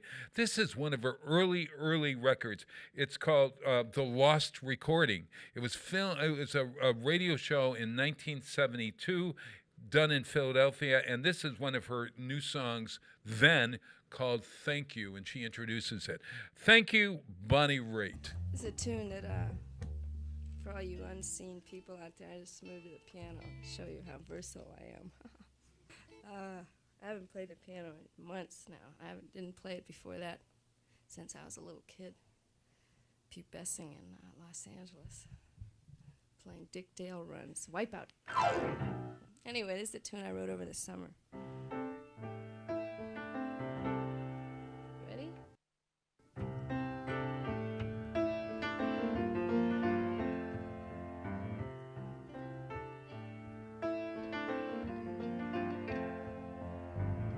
Sitting here thinking, baby, about you. I'm wondering how I ever got through my life without you. Days passed me by, they left my life somewhere behind. The games I was trying left me all before my time. But you came into my life almost like you knew. The time was running out, I came running home to you. You taught me how to love you. You helped me to believe that you could even love me. I was all you'd ever need.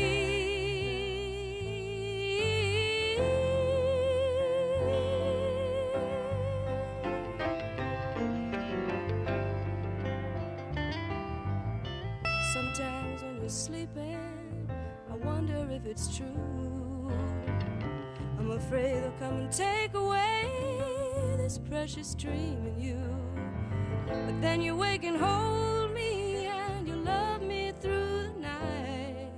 But then I know that somehow everything will be alright. And I thank you, baby, for giving me my life. I love you, honey, you've given me my life. Ooh,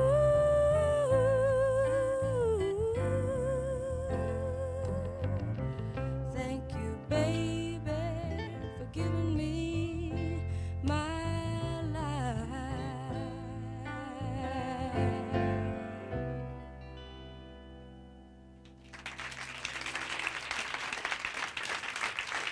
Thank you. Support for the community programming of WSKB is provided by the Dunkin' Donut Shops of Westfield and the Sardinia family. It's nice to know that even as the world changes, Dunkin' Coffee remains the same at 7 convenient locations throughout Westfield. Support for community radio on WSKB is provided by Betts Plumbing and Heating Supply Company, an independent, family-owned wholesaler serving Westfield for over 50 years, specializing in plumbing, heating, and industrial piping supplies. On the web at bettsplumbing.com or at 14 Coleman Avenue in Westfield. Join us every Thursday morning from 6 until at least 7:30. Check out the Bobby G and Company Show right here on WSKB 89.5 Community Radio. 89.5 WSKB. Live from Studio 120 at Westfield Technical Academy, this is WCPC Channel 15 at 89.5 FM, WSKB Westfield. Wow, it is Tuesday morning. It's March 9th, 2021. I think I got it right that time. I'm here with Kevin Coughlin from Ascent Dental. Ascent Dental Care. No, let's do. You're killing me. Oh yeah, Ascent Dental Care is my dental company. We have 4 offices in Longmeadow and East Longmeadow, and it provides general dental. Don't you have one coming up in Springfield as well? Possibly. I have a meeting this Thursday, actually. All right. Stay tuned for that one. We'll see how that goes. Yeah. And I have Ascent Laser Aesthetics, which is a non-surgical approach to cosmetics, any part of the body. And that med spa is also located in East Longmeadow. And then I have a consulting company called Ascent Dental Solution, which interviews other dentists, things in the dental profession that I think would be valuable He to my is a colleagues. guru, everyone. I don't know about that, but we've yeah. got now close to 200 podcasts. It's on Apple Radio. It's called Ascent Dental Solutions. ASCEN, like rising. Yes. Yeah. And I like that. We're on the rise. You are on the rise. Well, you're like yeast. Yeah, you'd think I would be there already by this time, but I guess. Well, you're going to be there very soon. Eventually, I hope. What are you doing today? What am I doing today? I'm what do you getting got? ready to go back to the office. Yeah. My first patient is at 9 o'clock. Uh-huh. I have that American media TV coming in to do a filming of our office. Oh, so and exciting. I'm excited about that. And you have hair and makeup for that? We do. We have the whole 9 yards. You got to look good on TV. I believe this TV program is going to be sometime in April. It's from 7 to 7:30. It's on CBS.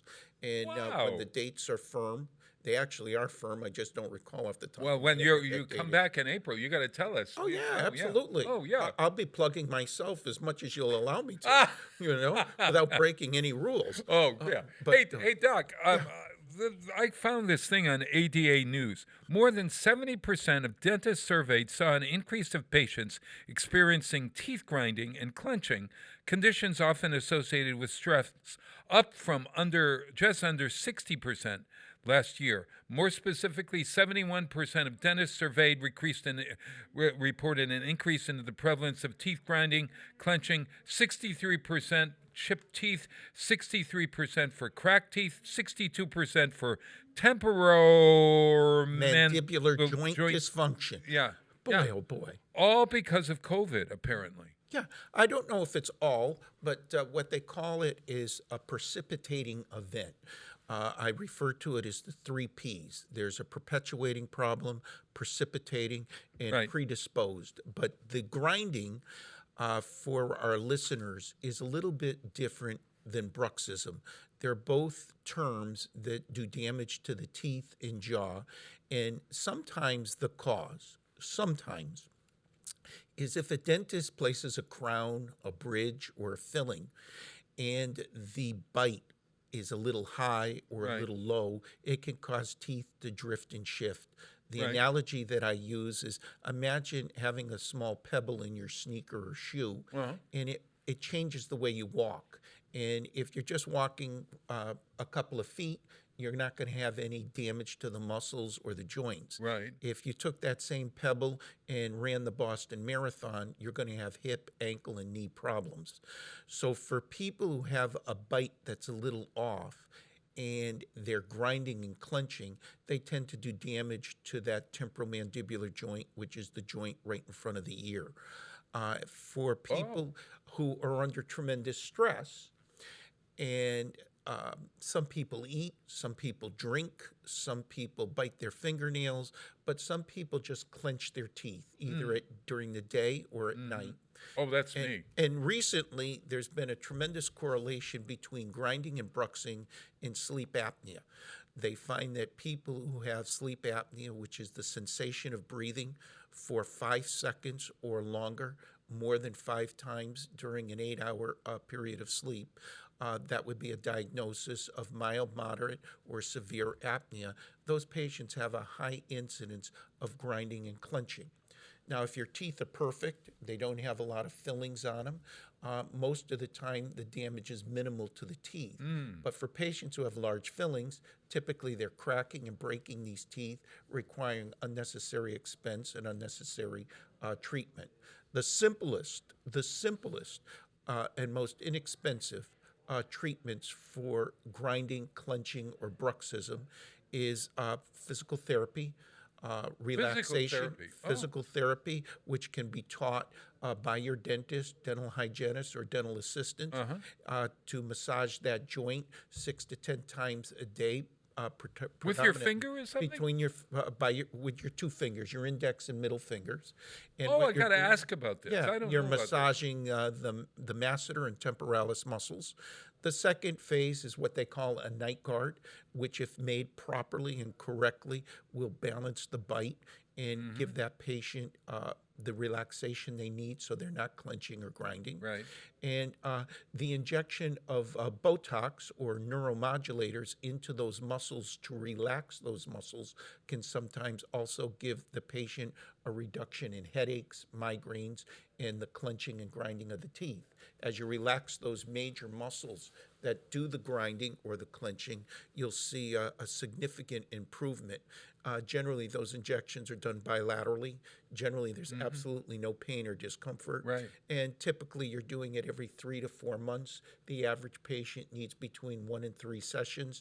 And typically, that'll break that spasm of those muscles that constantly cause that clenching. And it's almost like having a muscle cramp and you're trying to massage that muscle out of there. Wow. So I can go on. Oh, yeah. Okay. Well, you will, but It's it more will complex be in than you think. April. Yes. Yeah. Doctor, if we want to find you, we go to ascentdental.com. Yeah, AscentDentalCare.com is my website. Okay. AscentLaserAesthetics.com is my non-surgical med spa. And Ascent Dental Solutions is my consulting business where, to be honest with you, I have healthcare professionals not associated with dentistry. I have dental hygienists, clinical assistants, people who are interested in improving their business because right now, I think most of the public knows that many of their dentists out there are really owned and operated by large corporations that are located thousands and hundreds of miles away, and that doesn't mean good or bad. So you are the guru of the small business. In my mind, okay? I don't know about anybody else's, but in my mind, I do think I have an enormous amount of experience. I love it. Purchased over 30 offices. We love having you on our show. And I like being here. I appreciate the help and the confidence, and I hope the listeners get something out of it. Do you know Rosemary Clooney? I do. Oh, yes. thank I've had dinner with her several times. Yes. And her son. George. George is We're on a first-name basis. Oh, he's her nephew. Well, close. Close. Yeah. So this is George Clooney's aunt singing one of my favorite songs with Perez Prado from an album called A Touch of Tabasco. It's called Sway. It's a great dance song. Get up and dance your way to happiness and make room for Ken. And we'll pretend. Right. See you next time, everybody. Thank you, Doctor. And thank you. Get out there and volunteer or donate. Period. Thank you.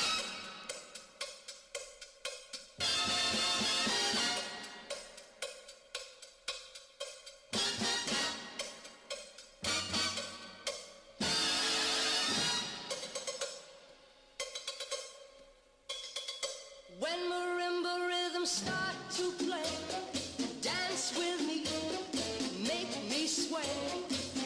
Like the lazy ocean hugs the shore, hold me close, sway me more. Like a flower bending in the breeze, bend with me, sway with ease.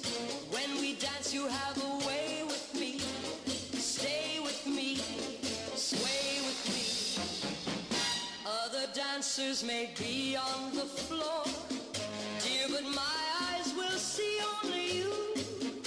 Only you have that magic technique. When we sway, I grow weak. I can hear the sound of violins long before it begins. Make me thrill as only you know how. Sway me smooth, sway me